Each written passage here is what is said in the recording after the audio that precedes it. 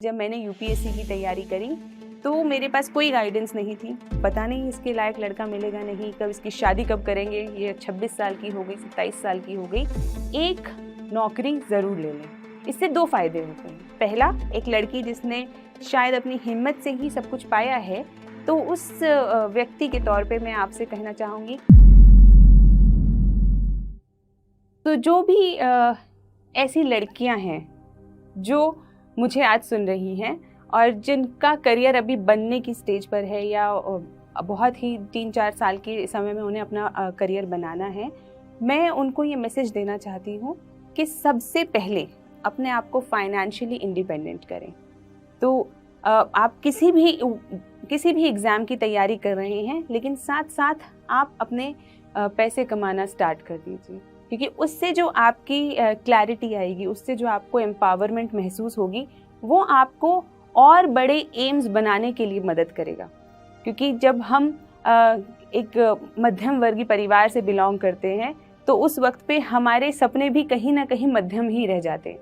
तो जब हम उन सपनों को, बड़े सपनों तक पहुंचने के लिए हमें ऐसा लगता है कि शायद हम वहां तक नहीं पहुंच पाएंगे, शायद हमारे पास वो रिसोर्सेज ही नहीं है, वो सपोर्ट ही नहीं है, वो गाइडेंस ही नहीं है जो हमें उन सपनों की उड़ान तक ले जाए।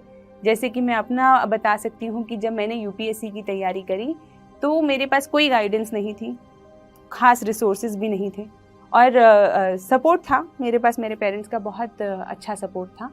लेकिन ये बहुत सारे अलग अलग चैलेंजेस आते हैं।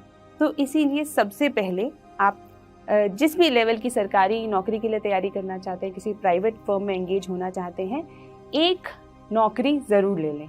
इससे दो फायदे होते हैं। पहला, जब आप फाइनेंशियली इंडिपेंडेंट हो जाते हैं तो आप उस फ्रीडम को महसूस कर सकते हैं कि जब आप अपने पैसे कमाते हैं और खुद से अपनी मर्जी से खर्च कर सकते हैं, तो वो एक अलग तरीके की फ्रीडम आप महसूस करते हैं। और जो वो फ्रीडम है, वो आपको ऊंचे सपने देखने की इजाज़त देती है, ऊंचे सपने देखने की हिम्मत देती है।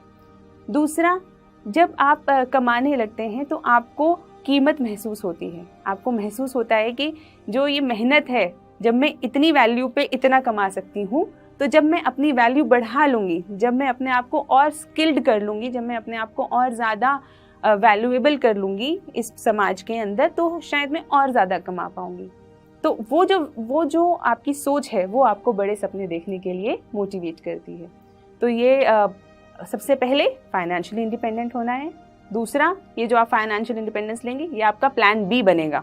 जब आप यूपीएससी की तैयारी करेंगे या किसी भी और बड़े एग्जाम की अगर आप तैयारी कर रहे हैं, तो आपके पास पीछे प्लान बी है। आपको पता है कि आपके पास एक फॉल बैक ऑप्शन है, तो जो आपको हिम्मत दे रखेगा।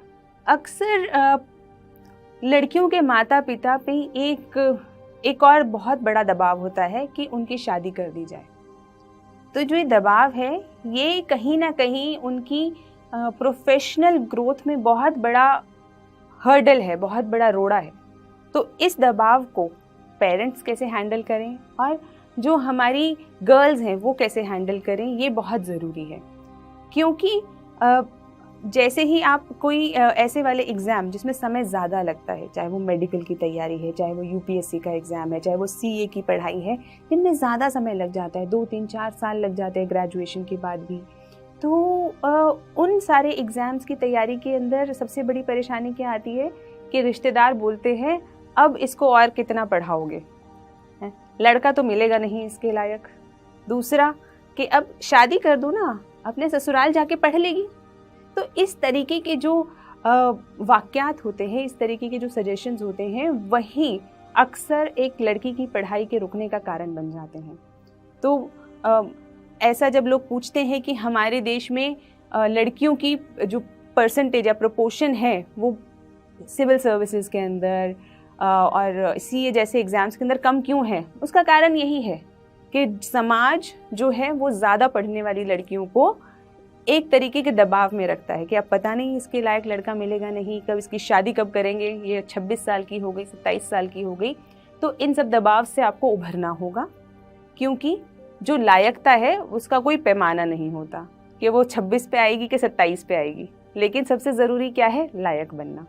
तो ऐसे जो पेरेंट्स हैं, मैं उनको बोलूँगी, मेरे पेरेंट्स ने मुझे सपोर्ट किया और मैं उनसे गुजारिश करूँगी कि वो भी आगे अपनी बेटियों को सपोर्ट करें, क्योंकि उनके सपोर्ट के बिना, समाज का मुझे नहीं पता, लेकिन उनके सपोर्ट के बिना बेटियों को पर नहीं मिलते। समाज तो शायद आपके साथ ना हो, लेकिन आपके परिवार आपके साथ अक्सर होगा, सरकार आपके साथ है, और बहुत सारी स्कीम्स हैं, बहुत सारे रास्ते हैं। और आजकल तो इंटरनेट की दुनिया में सब नॉलेज और सारी चीज़ें बहुत ही फ्रीली अवेलेबल हैं आप लोगों के लिए।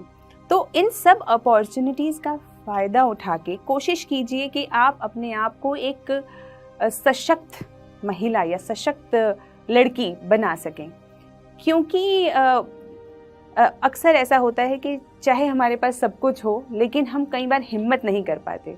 तो एक सिविल सर्वेंट के तौर पे, एक लड़की जिसने शायद अपनी हिम्मत से ही सब कुछ पाया है, तो उस व्यक्ति के तौर पे मैं आपसे कहना चाहूँगी कि आप लोग हिम्मत करें, सपने देखें और सपनों को सच करने के लिए उतनी मेहनत भी करें। देखिए, ऐसी कोई चीज़ नहीं है जिसके लिए, जो पाने लायक हो और उसके लिए सैक्रिफाइस ना लगता हो। सैक्रिफाइस लगेगा, आपको चैलेंजेस भी आएंगे, रुकावटें भी आएंगी, और बहुत सारे, हो सकता है कि निराशा भी हो। आपको ऐसा कई बार लगे कि शायद ये दूसरे कर सकते होंगे, मैं नहीं कर सकती, या दूसरों के पास ये चीज़ ज़्यादा है इसीलिए वो कर पाए और मेरे पास ये नहीं है इसलिए मैं नहीं कर पाऊँगी। तो जब भी आपके मन में ऐसी चीज़ें आएँ तो याद रखें, थोड़ी उठा के ना महान लोगों की बायोग्राफीज़ पढ़ लें, है ना, किसी की भी पढ़ लें, इब्राहिम लिंकन की पढ़ लें, विवेकानंद जी की पढ़ लें, गांधी जी की पढ़ लें। आप खुद महसूस करेंगे कि हमारे चैलेंजेस तो उनके चैलेंजेस के आगे कुछ नहीं थे, और उन्होंने जिन चैलेंजेस को ओवरकम करके महानता को हासिल किया, वो हमारी छोटी मोटी परेशानियों को, मतलब हमें खुद को ऐसा तुच्छ महसूस होने लगेगा कि हम कितनी छोटी परेशानियों से परेशान हो रहे हैं। तो इसीलिए जो अपने आइडियल्स हैं वो ऐसे लोगों को बनाएं जिन्होंने स्ट्रगल्स को पार करके जीत हासिल करी हो, और हिम्मत बनाए रखें, ऊंचे सपने देखें और उन्हें पूरा करने के लिए उतने ही सैक्रिफाइस, हिम्मत और जिसे कहना चाहिए जिज्विशा को बनाए रखें।